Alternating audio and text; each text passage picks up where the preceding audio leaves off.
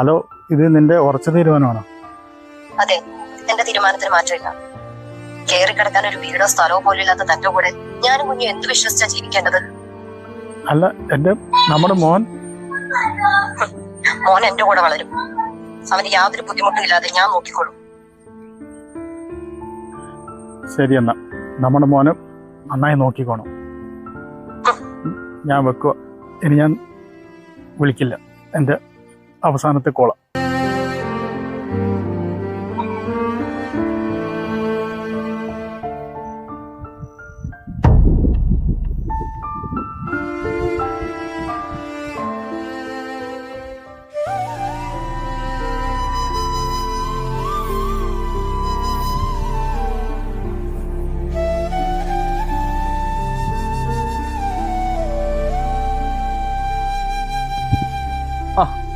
എന്താ കേട്ടോട്ടെ പരിപാടി?